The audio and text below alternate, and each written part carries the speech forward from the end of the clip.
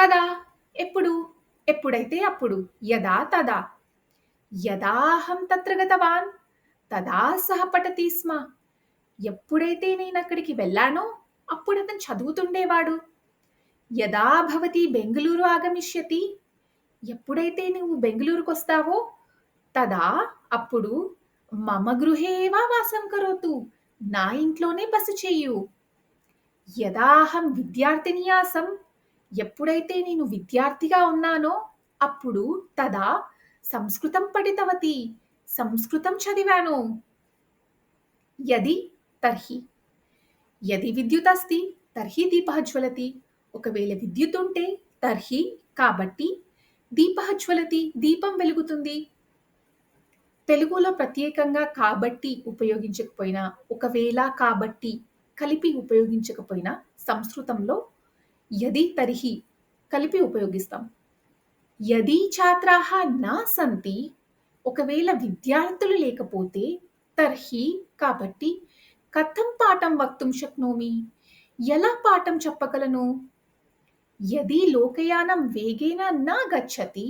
ఒకవేళ బస్సు వేగంగా వెళ్ళకపోతే తర్హి కాబట్టి సమయే తత్ర న ప్రాప్నుమః. సమయమందు అక్కడికి చేరుకోలేము. మీరు షరతుతో కూడిన ఒక వాక్యం నిర్మించాలి అంటే యది, తర్హి ఉపయోగించండి. సమయాన్ని దృష్టిలో పెట్టుకొని ఒక వాక్యం నిర్మించాలి అనుకుంటే యదా, తదా ఉపయోగించాలి. ఉదాహరణకు యది విద్యుతస్తి తర్హి దీపః జ్వలతి. ఇక్కడ ఏం చేస్తున్నాం?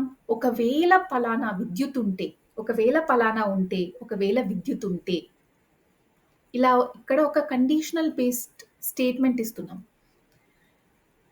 కాబట్టి యది, తర్హి ఉపయోగిస్తున్నాం. యది విద్యుతస్తి తర్హి దీపః జ్వలతి.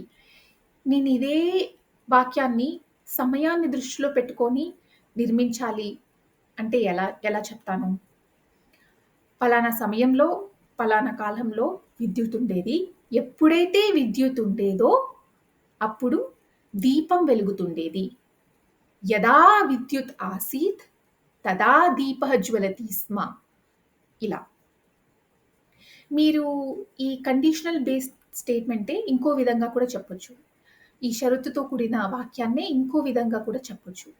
విద్యుతస్తి చేత్ దీపః జ్వలతి. విద్యుతుంటే దీపం వెలుగుతుంది. చేత్, నో చేత్. మీరు ఇంతకు ముందు షార్ట్‌లో నేర్చుకున్నారు. లింక్ కింద డిస్క్రిప్షన్‌లో ఉంటుంది చూడండి. తర్హి, తదా ఈ 2 కూడా ప్రత్యేకంగా కూడా ఉపయోగించొచ్చు. ఉదాహరణకు విద్యుతస్తి తర్హి దీపః జ్వలతి. విద్యుతుంది కాబట్టి దీపం వెలుగుతుంది. తస్యాః భ్రాతుః జన్మదినం తర్హి సా న ఆగచ్చతి. ఆమె యొక్క భ్రాతుః అంటే అన్న కాని అవ్వచ్చు, తమ్ముడు కానీ అవ్వచ్చు. జన్మదినం తర్హి కాబట్టి సా న ఆగచ్చతి. ఆమె రావటం లేదు. అహం తత్ర గమిష్యామి. నేనక్కడికి వెళ్తాను. తదా యత్ కర్తుం శక్నోమి తత్ కరిష్యామి.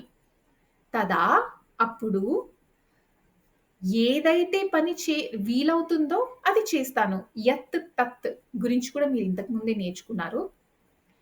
లింక్ కింద డిస్క్రిప్షన్‌లో ఉంటుంది. ఇప్పుడు ఈ ఉదాహరణ చూడండి. కాబట్టి మీరేం చేస్తున్నారు? అప్పుడు మీరేం చేస్తున్నారు?